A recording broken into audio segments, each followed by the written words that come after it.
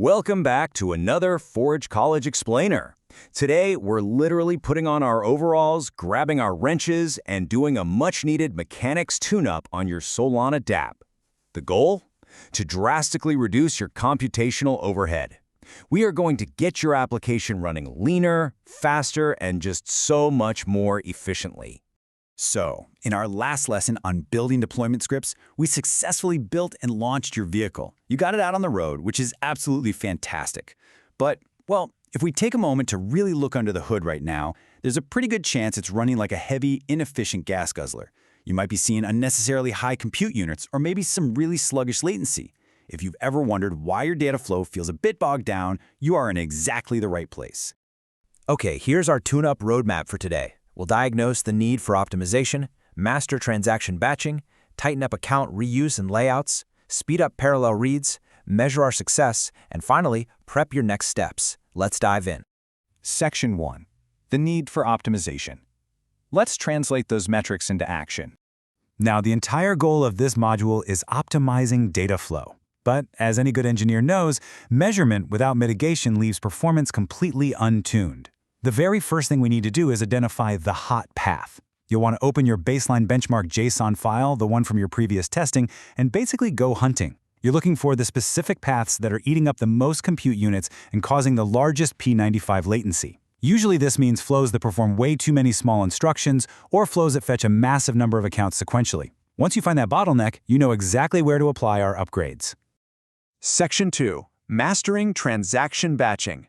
Fixing those overly chatty workflows. This right here is how we fix workflows that are just way too chatty. You know, the ones firing off dozens of separate, tiny instructions. Because sending separate, individual instructions incurs a massive amount of repeated overhead.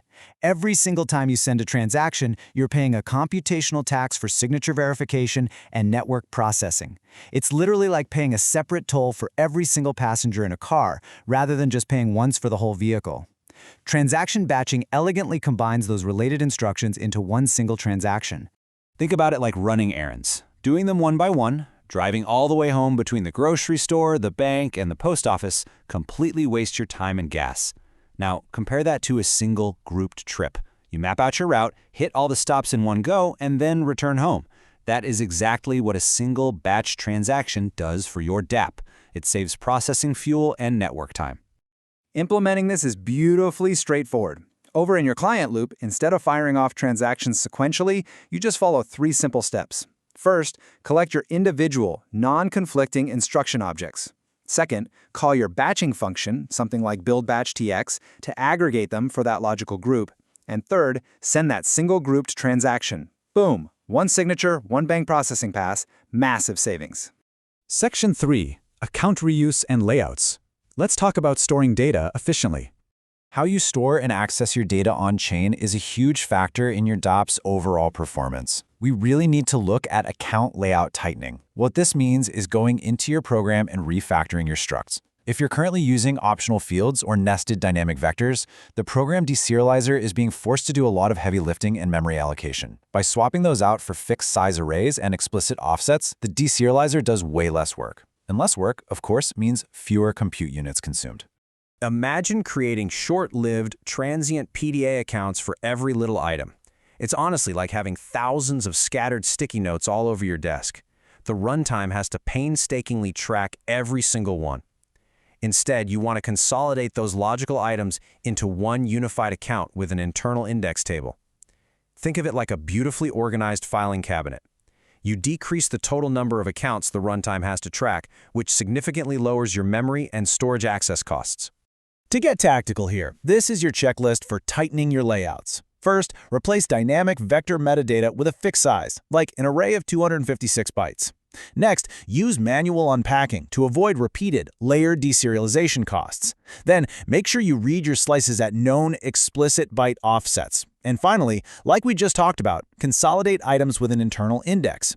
These super tight on-chain layout changes will drastically reduce the compute you spend parsing and validating accounts during execution.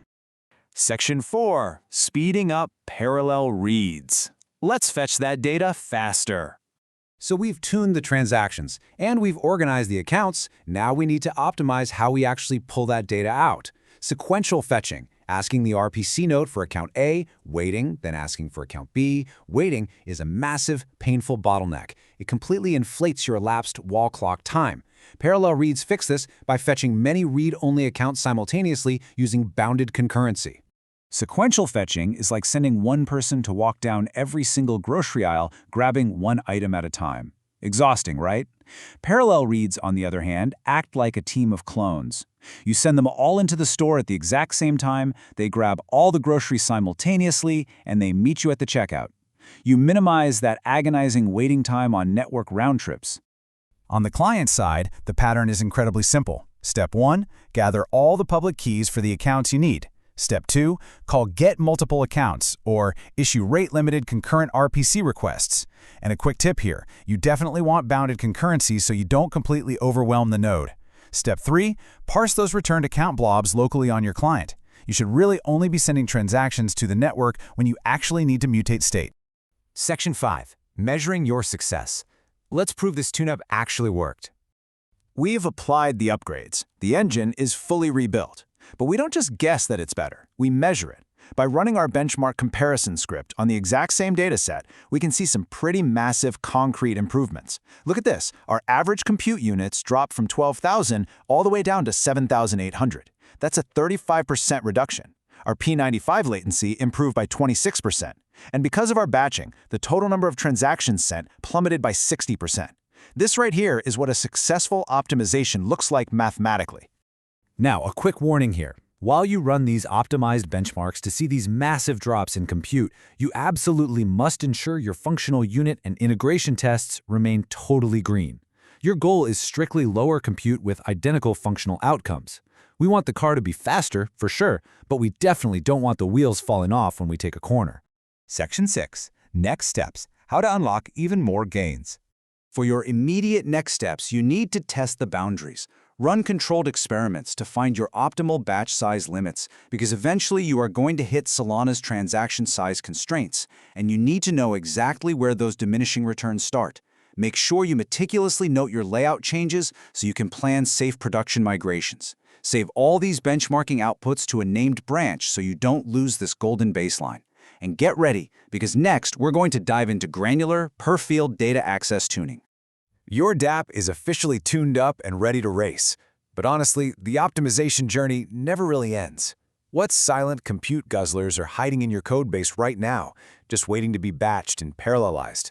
To dive even deeper into per-field latency reductions and to explore a massive library of other cutting-edge Web3 subjects, head over and visit forge.college. Keep measuring, keep refining, and keep optimizing. See you next time.